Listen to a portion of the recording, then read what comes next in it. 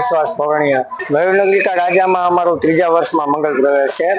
અમારી 35 થી 40 યુવા મિત્રોની ટીમ છે આખી, અને આ વર્ષે આપણે આખું ઓપરેશન સિંદૂર વગેરે આપણે આજે હિમાલય થીમ, આદિયોગી થીમ, બધી થીમો ફોટો માટે બધી રાખેલી છે। આજે તમે આયોજન કર્યું, આજના વિશેષ અતિથિ કોણ હતા અને તમે આગામી દિવસે કોણ ભણાવવાનું છે?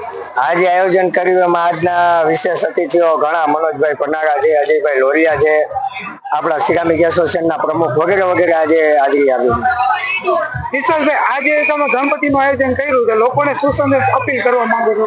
બસ આ આયોજન દ્વારા એક જ અપીલ, દાદાના દર્શન કરો, દાદા પાસે બે સારી વાત ને બે સારી વાત માગો, બસ આજ કહેવાનું દાદા। વિશ્વાસભાઈ, તમે અત્યાર લગીમાં તમને ગણપતિ બાપાનો કેવો અનુભવ રહ્યો છે?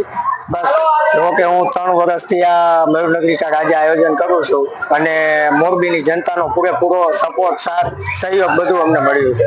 હું અજય લોરિયા, મિત્રો ભારત માતા કી જય, વંદે માતરમ। મોરબીમાં જ ખરેખર જોવા જઈએ તો ધાર્મિક તહેવારો બધા ઉજવાય છે।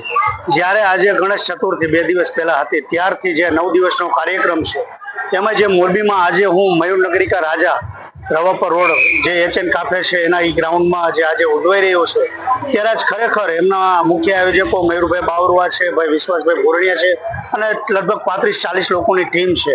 ખરેખર આજે આરતીનો મેં લાવો લીધો છે, દર્શન કર્યા છે, અને ખરેખર વિઘ્ન હરતા ગણેશ દાદાને એક પ્રાર્થના કરું કે મોરબીમાં કંઈ વિઘન ના આવે।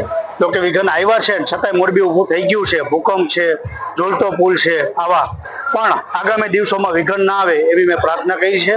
જય ગણેશ દાદા, ભારત માતા કી જય, વંદે માતરમ। અજયભાઈ, આટલો કે તમને મયુરનગરિકા આયોજન તમને કેવું લાગ્યું ને મિશન સિંધુ વિશે તમે શું કહેવા? ખરેખર આ આયોજન જોવા જઈએ તો તમે પણ આ મીડિયામાં બતાવી શકો છો કે જ્યાં પગ મૂકવાની જગ્યા નથી। ખરેખર આ જે આયોજકોની ટીમ છે, ખરેખર એક હું અભિનંદનને પાત્ર આપું છું।